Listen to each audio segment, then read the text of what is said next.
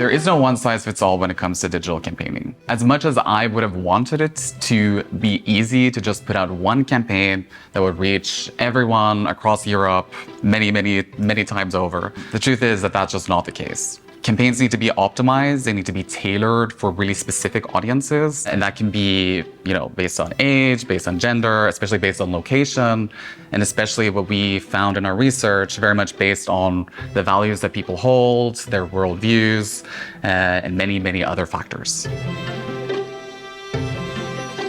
At the European Movement International, we have, over the course of many years, developed a methodology related to strategic communications. In our daily communications, we usually separate that into 3 core themes. So in our advocacy, which tends to tailor high-level stakeholders on specific policy issues. And then we also do community building and organizing, which is targeting more enthusiastic-based audiences with the intention of, on the one hand, mobilizing them to take certain actions, but also to grow this community and to grow our supporting base. The third category is what we define as narrative change campaigns or awareness campaigns, where the intention is to reach a more middle audience with positive content that can positively persuade them. We've seen that the digital space is becoming increasingly polarized. So it's very important that we also bring positive voices to those conversations that tend to be dominated by malicious actors, by actors that want to shift societal narratives in a more authoritarian direction. And it's important that we, as civil society, as positive change makers in society, that we actually take an intentional space or take our intended space to also reach more middle audiences with this content that can positively persuade them.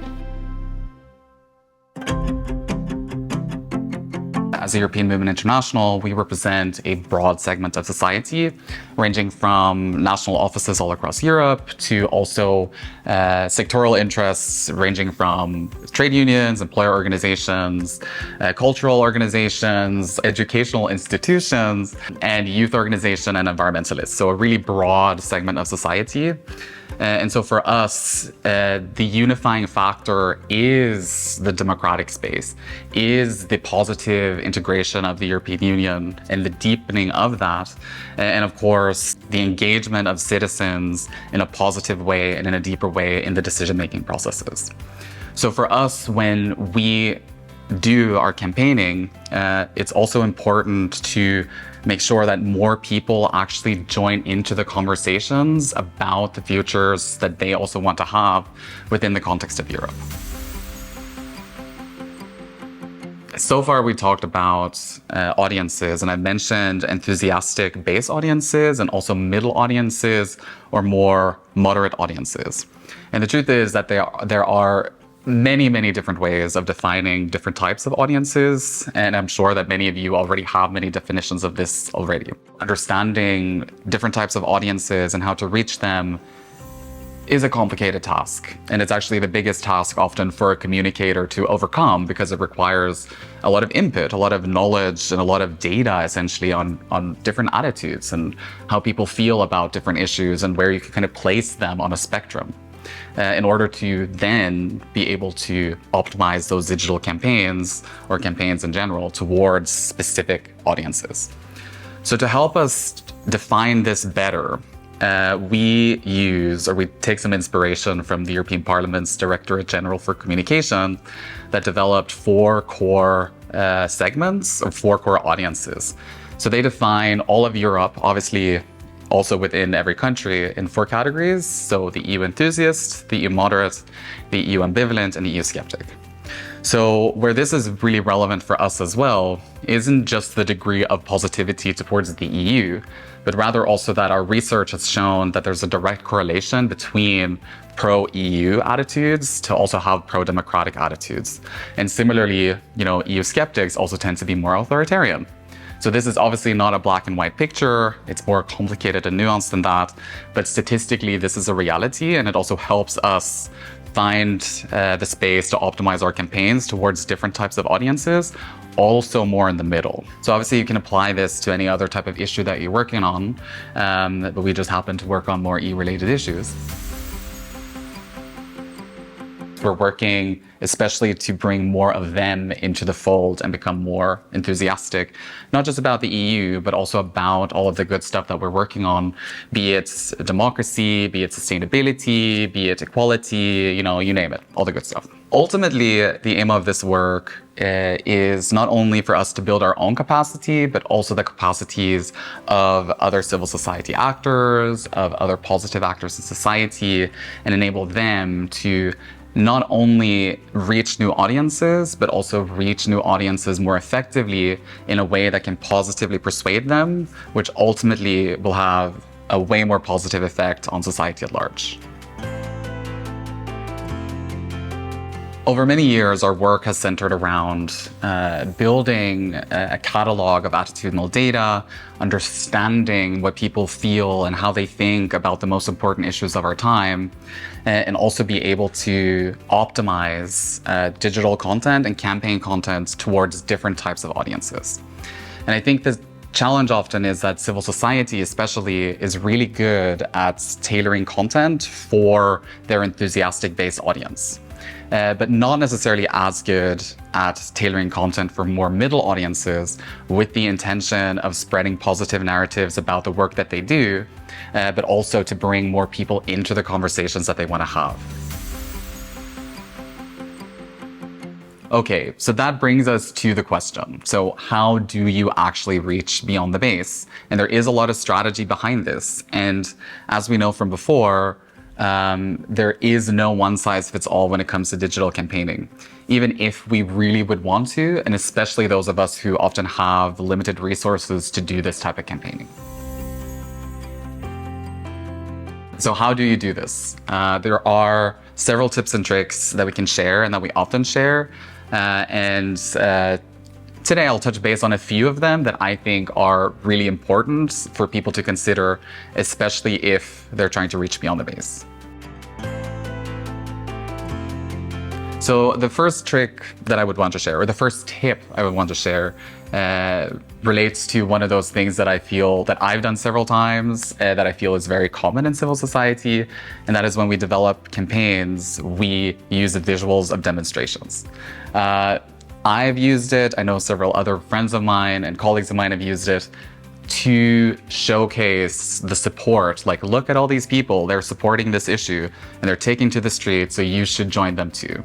And also as a visual expression of someone taking civic action in their society. So the trick is that actually doesn't work, and we've seen this time and again in focus groups from across Europe where middle audiences, even audiences that are kind of on the cusp of being enthusiastic, do not relate to the activist experience and thus are really turned off to this type of content.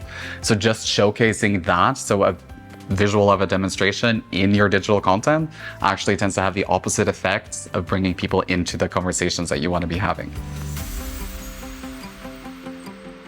So the second tips I would like to share relates to wording and what type of wording you use. I think that as civil society actors and as actors that are often specialized within the field that we work in, we have a tendency of losing the normal vocabularies that people actually often use when it comes to those issues. And in our research, we've found that terms like, for example, climate justice or just transition, terms that we often use in our policy work, or terms that academics use to describe their work, often do not work at all when you're trying to persuade a more middle audience beyond the base. People genuinely find those terms to be quite confusing. So just the other day, a friend of mine was visiting me, and we were talking a bit about different frames and different phrases that people will often use. And I asked her what she thought just transition meant, and she genuinely thought that related to the trans experience. It had nothing to do with transitioning to a greener society and making sure that has a justice element as well for everyone involved. So the third tip I'd like to share is quite direct. There's a fine line between motivation and apathy. So what I mean by this is especially related to systemic issues. So think of, for example, corruption or climate change that obviously are big complex issues that need, often at least, and need really complex, nuanced solutions. Now, the issue with saying it like that is that this becomes very overwhelming for people in general to take in, and it's hard for people to fully understand what they can do to really solve this or what impact their effort actually has. So when you're communicating about these issues and trying to bring more people into those conversations, be more specific.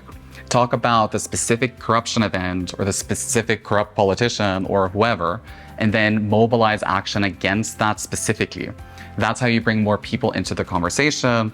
That's how you get more people to care. And as soon as they start investing into these things, then the more likely it is that they will invest more. So the last tip I'd like to share with you today relates to democracy as a concept. I think that as someone working in civil society, I've done this and I've seen several others do this, where we just assume that everyone just has a positive attitude towards democracy. And the truth is that is not the case. Our research has found time and again, all over Europe, that the consistent support for democracy is low and is also dropping. And also visualize, for example, a family member of yours that has voted several times and still not actually seen any positive impact on their life. So why should this person actually go vote again?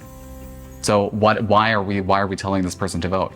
This is where we need to know and understand better what this person cares about, what actually has an impact on their life. And that's how we can kind of regain that motivation to actually vote and actually support democracy more as a concept as well. So to close this out, I would like to share a quote that has stuck with me and that I think can be really important for others to consider as well. So as a communicator, you always have to encode what you want to say within the context of what someone else needs to hear or wants to hear or can relate to. That's how you can optimize your content. That's how you can positively persuade a person to take a good action and also to have a positive impact beyond the base.